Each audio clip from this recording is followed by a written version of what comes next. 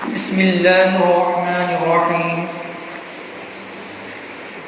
نحمده ونصلي على رسوله الكريم أما بعد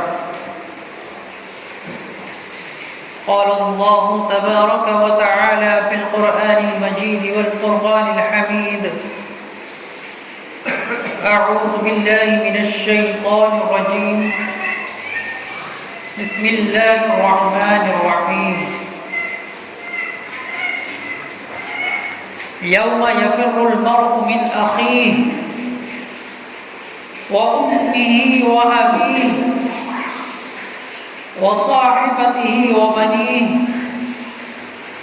لكل امرئ منهم يومئذ شأن يغنيه صدق الله العظيم اللهم صل على سيدنا ومولانا محمد وعلى آل سيدنا ومولانا محمد وبارك وسلم. میرے محترم بزرگوں اور دوستوں، ملت اسلامیہ کے نوجوانوں اور حاضرین مسجد، اللہ رب العزت کا احسان اور کرم کہ اللہ تعالیٰ نے ہمیں جمعہ کا مبارک دن اور مقدس دن عطا فرمایا، اپنے دربار کی حاضری بھی نصیب فرمائی. اللہ تعالی ہماری اس حاضری کو قبول فرمائے.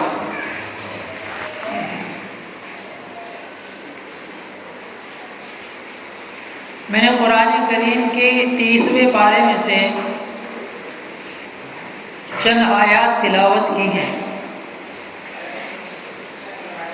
اللہ رب العزت نے ان آیات کے اندر انسان کے ان حالات کا بیان فرمایا ہے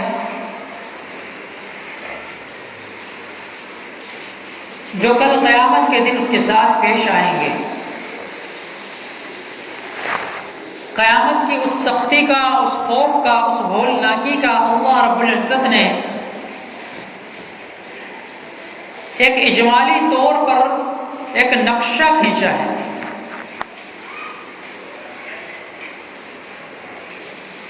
اور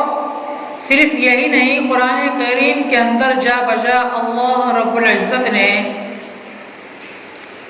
قیامت کے دن کے بارے میں،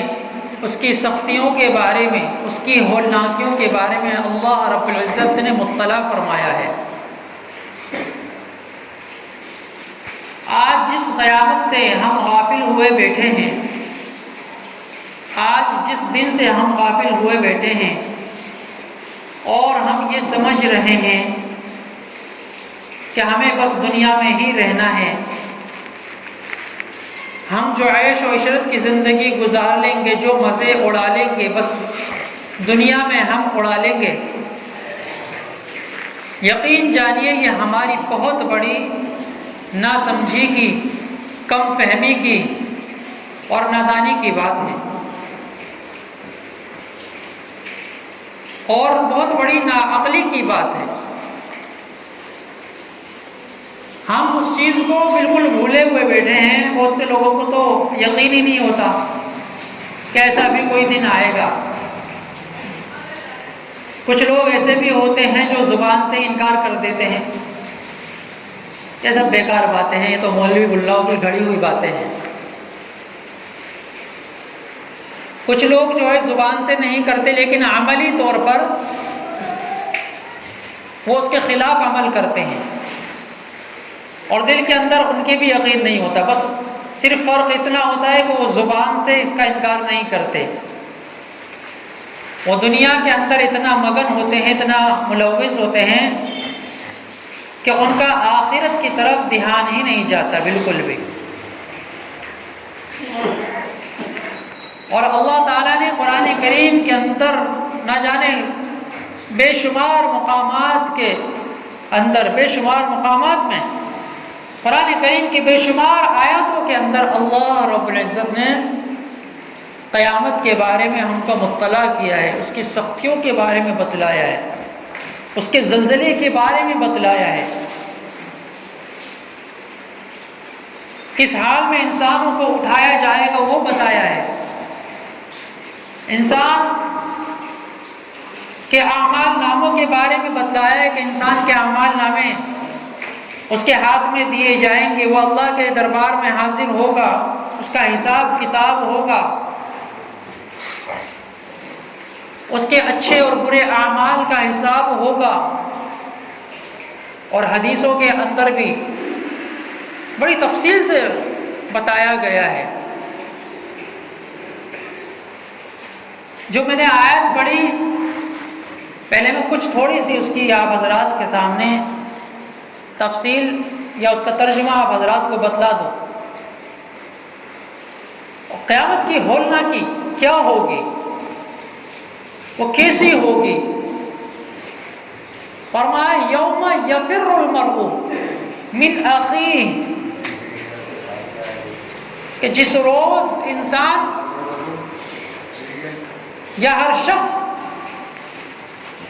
اپنے بھائی سے بھاگے گا، ہر شخص جو ہے اپنے بھائی سے بھاگے گا۔ یوم یفر المرء من اخیہ،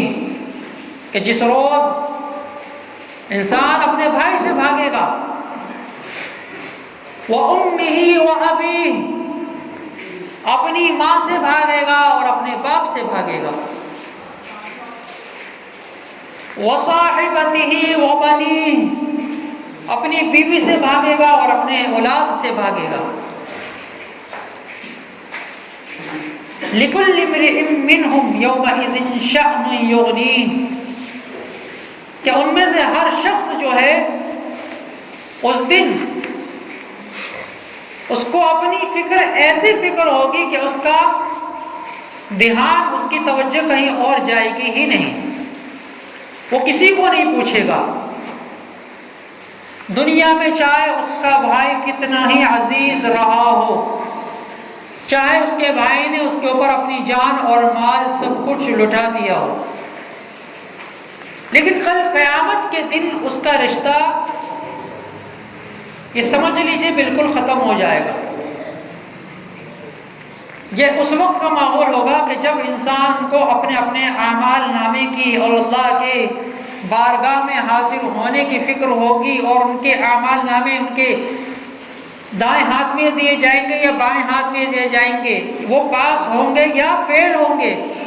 وہ اس فکر کے اندر مبتلا ہوں گے، نفسی نفسی کا عالم ہوگا۔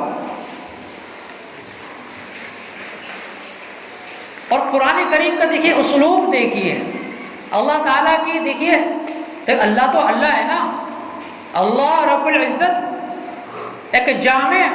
بات کو بیان کرتا ہے۔ اللہ تعالیٰ نے ساری رشتہ داریاں نہیں گنوائیں کہ پھوپھی سے بھاگے گا، چاچا سے بھاگے گا، دادا سے بھاگے گا، نانا سے بھاگے گا، دوست سے بھاگے گا، ایسا کچھ نہیں کہا۔ اور گنوانے کو تو پھر بہت ساری ہو جائیں گی، لیکن یہ وہ رشتہ داریاں گنوا دیں کہ جو خون کے رشتے، بالکل قریب کے رشتے،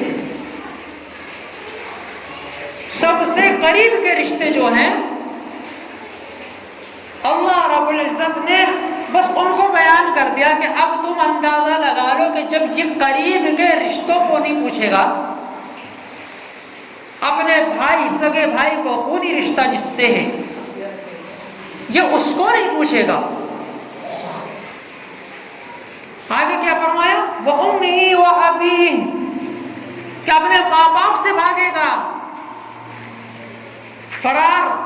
راہ فرار اختیار کرے گا۔ آیا نا یفر جو آیا یہاں پر لفظ،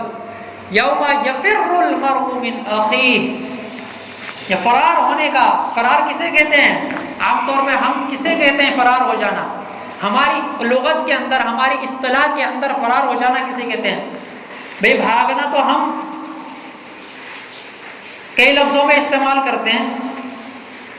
بھاگنا تو ہم ورزش میں بھی استعمال کرتے ہیں، بھاگنا تو ہم مقابلے میں بھی استعمال کرتے ہیں، بھاگنا ہم ویسے فرار میں بھی استعمال کرتے ہیں، لیکن ایک فرار لفظ جو ہے نا، یہ آپ کسی ورزش والے کے اس میں لفظ میں استعمال نہیں کریں گے کہ بھائی صبح صبح وہ فرار ہو رہا تھا، یوں کہیں گے بھاگ رہا تھا، دوڑ لگا رہا تھا، لیکن فرار کا لفظ آپ استعمال نہیں کریں گے، کیونکہ فرار کا لفظ ایک خاص قسم، خاص موقع کے لیے ہے کہ جان چھڑا کر بھاگ جانا، یہ ہے فرار۔ تو قرآن کریم نے یہاں پہ بھاگنے کا لفظ نہیں کہا کہ وہ بھاگے گا۔ یہ دیکھیے قرآن کی ایک جامع لغت کو دیکھیے، تو فرار کا لفظ استعمال کیا ہے یہاں، یفر المرء، وہ جان چھڑا کے بھاگے گا، جان چھڑائے گا اپنی ماں سے، اپنے باپ سے، اپنے سگے بھائی سے،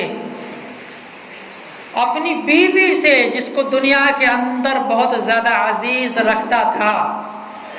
جس بیوی کی وجہ سے یہ اپنے ماں باپ سے بھی لڑ جایا کرتا تھا، اپنے ماں باپ کو بھی برا بھلا کہہ دیا کرتا تھا، اپنے ماں باپ کے اوپر بھی آنکھیں نکال دیا کرتا تھا۔ وَبَنِيهِ، اولاد، کہ جس اولاد کی خاطر یہ پڑوسیوں سے بھی لڑ جایا کرتا تھا، کسی بچے نے بچے کو اس کا مار دیا، یہ لڑ گیا پڑوس سے جا کر، یہاں تک کہ اپنے رشتہ داروں سے بھی، اگر رشتہ داری میں بھی کسی بچے نے مار دیا تو ان سے بھی کھٹاس، معاملات میں کھٹاس آ جایا کرتی تھی۔ اور اپنی اولاد کے لیے اس نے پوری زندگی وقف کر دی تھی، نہ اس نے رات کو رات سمجھا، نہ دن کو دن سمجھا، اس نے اپنی اولاد کے خاطر اپنی جان کو جان نہیں سمجھا، اپنا خون پسینہ اس نے ایک کر دیا۔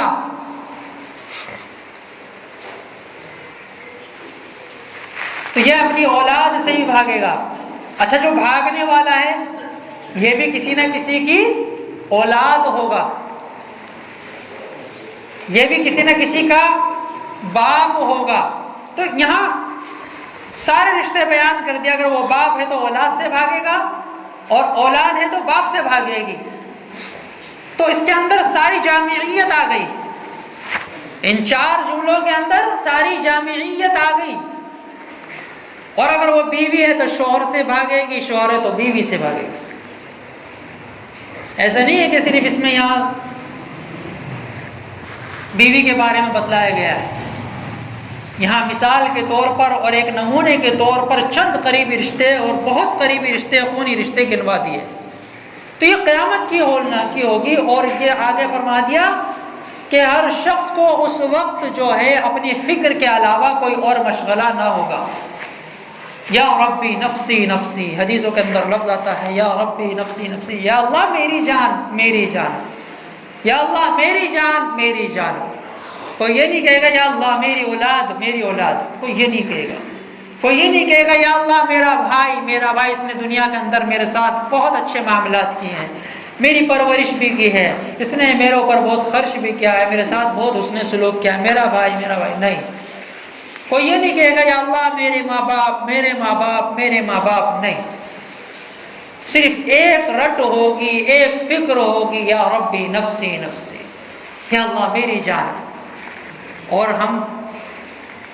میں صرف ایک فکر کی بات بتلا رہا ہوں، ابھی حساب کتاب نہیں ہوگا، ابھی نہیں پتا کس کے ہاتھ میں کیا آئے گا، کون پاس ہوگا کون فیل ہوگا۔ یہ تو ہر اچھا برا، چاہے وہ نیک انسان ہو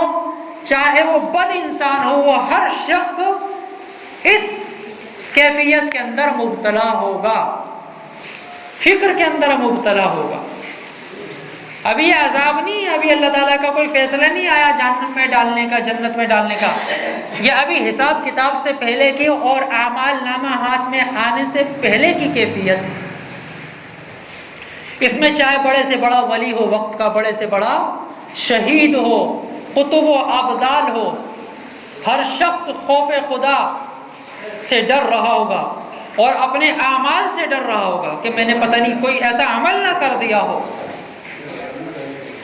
کہ جس کی وجہ سے آج میری ناکامی ہو جائے، جس کے وجہ سے میری آج ناکامی ہو جائے۔ تو ہر شخص اپنے اعمال کی وجہ سے ڈر رہا ہوگا کہ کہیں دنیا کے اندر کہیں مجھ سے کوئی ایسی لغزش نہ ہو گئی ہوگی۔ ہم عام آدمیوں کی بات نہیں، یہ بڑے بڑے قطب ابدال، یہاں تک کہ حدیث میں آیا ہے کہ بڑے سے بڑے پیغمبر، جلیل القدر پیغمبر جو ہوں گے، ان کی زبانوں پر بھی یہی ہوگا، یا ربی نفسی نفسی، یا ربی نفسی نفسی۔ لوگ سفارش کے لیے حضرت آدم علیہ السلام کے پاس جائیں گے، وہ بعد والے نبی کے پاس بھیج دیں گے کہ بھائی میں یہ سفارش نہیں کر سکتا، اگر میں نے جنت کے اندر اللہ تعالیٰ کی وہ ممنوعہ درخت کے پاس نہ گیا ہوتا اور اس سے میں نے اس شے کو نہ کھایا ہوتا کہ جس شے سے اللہ تعالیٰ نے منع کیا ہے، تو میں کچھ ہمت کرتا، کوشش کرتا سفارش کی، لیکن میں نہیں کر سکتا۔ حضرت ابراہیم علیہ السلام، حضرت عیسیٰ علیہ السلام اور بھی پیغمبروں کے نام آتے ہیں روایات کے اندر کہ باری باری تمام پیغمبروں کے پاس آئیں گے، لیکن تمام پیغمبر جو ہے ہاتھ کھڑے کر دیں گے، سفارش کرنے گے۔ وہ دن ایسا ہوگا، وہ دن ایسا ہوگا کہ ہاتھ کھڑے کر دیں گے۔ اور اس کی ہولناکی اور 17ویں پارے میں بتاؤں، سورہ حج کی شروع کی آیات، یا ایھا الناس اتقوا ربکم، اے انسانوں، ایمان والوں نہیں کہا، یہاں پوری انسانیت کو مخاطب کر کے فرمایا، یا ایھا الناس اتقوا ربکم، اے انسانوں ڈرو اپنے پروردگار سے، ان زلزلۃ الساعۃ شیء عظیم، کہ بلا شبہ قیامت کا جو زلزلہ ہے وہ بہت بڑی اور بھاری چیز ہے۔ ہمیں اندازہ نہیں ہے کیونکہ ابھی ہم نے اپنی آنکھوں سے دیکھا نہیں ہے، اور عام طور سے یہ تو چلو غیبی باتیں ہو گئی، یہ دینی بات ہو گئی کہ دنیا کے اندر بھی، دنیا کا بھی یہی اصول ہے کہ جب تک ہم کسی چیز کو اپنی آنکھوں سے نہیں دیکھ لیتے ہم یقین نہیں کرتے۔ بھائی آج ہم ہوائی جہاز کو اڑتا ہوا اپنی آنکھوں سے دیکھ رہے ہیں تو ہمیں یقین آ رہا ہے کہ ہوائی جہاز کوئی چیز ہے، لیکن جب ہوائی جہاز کی ایجاد نہیں ہوئی تھی اور کسی نے جب اس کا ایجاد کرنے کا، اور کسی کے سائنٹسٹ کے دماغ میں بات آئی ہو کہ میں اس طریقے سے ایک ہوائی جہاز بناؤں گا جو ہواؤں کے اندر اڑے گا، وہ جب وہ کسی کو بتاتا ہوگا اور لوگوں میں یہ بات پھیلتی ہوگی تو کیا لوگ مذاق نہیں اڑاتے ہوں گے اس کا؟ نہ جانے کتنے لوگ تو اس کا مذاق اڑاتے ہوں گے۔ کیا ایسا بھی ہو جائے گا؟ زیادہ تر لوگوں نے مذاق اڑایا ہوگا، کچھ لوگوں نے جو اس کے ہم مشرب لوگ ہوں گے، ہم فکر لوگ ہوں گے، انہوں نے اس کا ساتھ دیا ہوگا، لیکن بہت سے لوگوں نے مذاق اڑایا ہوگا، اس بات کو سرسری لیا ہوگا ایسے کیسے ہو جائے گا۔ لیکن جب ہوائی جہاز بنا اور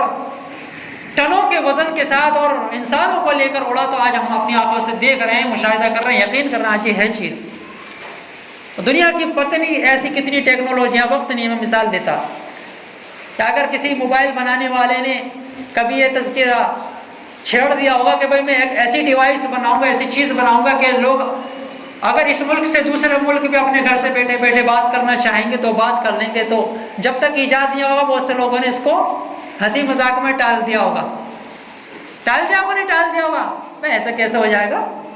لیکن آج دنیا اپنی آنکھوں سے دیکھ رہی ہے اور استعمال کر رہی ہے۔ یہ تو دنیا کی بات ہے، میں مثال دے رہا ہوں صرف۔ تو آخرت کے بارے میں بھی یہی معاملہ ہے، قبر کے معاملے میں بھی یہ معاملہ ہے، ابھی ہمارے سمجھ میں نہیں آ رہی۔ جب ہم اس اسٹیج پر پہنچ جائیں گے، جب ہم اپنی نگاہوں سے دیکھیں گے واقعی میں قبر ہے، واقعی میں قبر کا عذاب ہے، واقعی میں قبر میں نیک لوگوں کے لیے جنت کی کھڑکیاں کھولی جاتی ہیں، جنت کی ہوائیں آتی ہیں، واقعی میں ایسا ہے۔ اور قبر سے پار ہو کر جب انسان میدان محشر میں پہنچے گا اور جمع ہوگا اور قیامت کی ہولناکیوں کو اپنی آنکھوں سے دیکھے گا تو جب اس کو یقین آئے گا،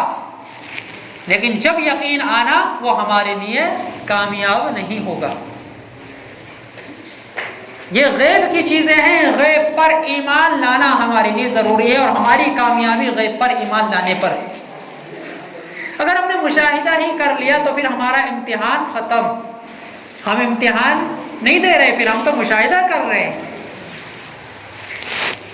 تو قیامت کی ہولناکی میں 17ویں پارے کی آیت اور آگے کی بتا دوں تو ایک تو فرمایا کہ ڈرو اپنے پروردگار سے کہ بلا شبہ قیامت کا جو زلزلہ ہے وہ بہت بھاری چیز ہے۔ یوم ترونها تذهل كل مرضعة عما ارضعت، کہ تو دیکھے گا اس دن کہ ہر دودھ پلانے والی عورت اپنے دودھ پیتے ہوئے بچے کو بھول جائے گی۔ ابھی جو میں نے پیچھے آیت 30ویں پارے میں بتایا تھا، یوم یفر المرء من اخیہ وامہ وابیہ وصاحبتہ وبنیہ، کہ اپنی اولاد کو، آخر میں کیا ہے؟ اولاد کا ذکر ہے، اور یہاں پر تو اور سنگینی بتا دی کہ دودھ پیتے ہوئے، ایک تو یہ چلو جوان ہے، چل بھائی چھوڑ دو اس کو اس کے حال پہ، یہ خود کرے گا، جو بھی جگاڑ اس کو کرنا ہوگا آخرت میں کر لے گا۔ یہاں تو دودھ پیتے بچے کی بتا دی کہ یعنی کہ وہ قیامت کی ہولناکی اتنی زبردست ہوگی، یہاں پہ اور آگے کی بات بتلا دی کہ دودھ پیتے ہوئے بچے کو بھی بھول جائے گی۔ اس لیے یا ربی نفسی نفسی، بس میری جان، میں بچ جاؤں، میں کامیاب ہو جاؤں، میں بچ جاؤں۔ آج دنیا میں آپ حال دیکھتے ہو، دودھ پیتے ہوئے ایک ماں اپنے دودھ پیتے ہوئے بچے سے کتنی محبت کرتی ہے، جوان سے بھی کرتی ہے، اس کی شادی بھی ہو جائے جب بھی کرتی ہے، لیکن ایک بچہ جب چھوٹا ہوتا ہے اس کی ایک الگ ہی پرورش اور ایک الگ ہی فکر ہوتی ہے۔ قیامت قرآن کریم نے دیکھو ایک آگے تک کی بات بتا دی کہ اگر دودھ پیتا ہوا بچہ بھی اس کے پاس اس وقت ہوگا، وہ اسے بھی بھول جائے گی، وہ بھول جائے گی کہ میرا دودھ پیتا ہوا، میری چھاتی سے دودھ پیتا ہوا، میری گود میں کھیلتا ہوا کوئی بچہ ہے۔ اور اس سے اور آگے کی بتا دی کہ جن ماؤں کے پیٹ میں اس وقت بچے ہوں گے، وَتَضَعُ كُلُّ ذَاتِ حَمْلٍ حَمْلَهَا، کہ ہر پیٹ والی عورت اپنے حمل کو ضائع کر دے گی، گرا دے گی۔ ٹینشن ہی ایسی ہو جائے گی اس کو۔ دنیا کے اندر اگر کسی پریگننٹ عورت کو کوئی ٹینشن ہو جائے، صدمہ ہو جائے، ہو جاتا نا، اس کے ساتھ معاملہ ہو جاتا ہے اس طریقے کا، اس کا حمل جو ہے ساقط ہو جاتا ہے، گر جاتا ہے۔ تو وہاں تو وہ دنیا کی، یہ کہتا ہے آخرت کی سب سے بڑی، جو دنیا کے اندر بھی اس کا کوئی ٹینشن کا مقابلہ نہیں ہوگا، وہ آخرت کی اتنی بڑی ٹینشن ہوگی کہ اس ٹینشن کی وجہ سے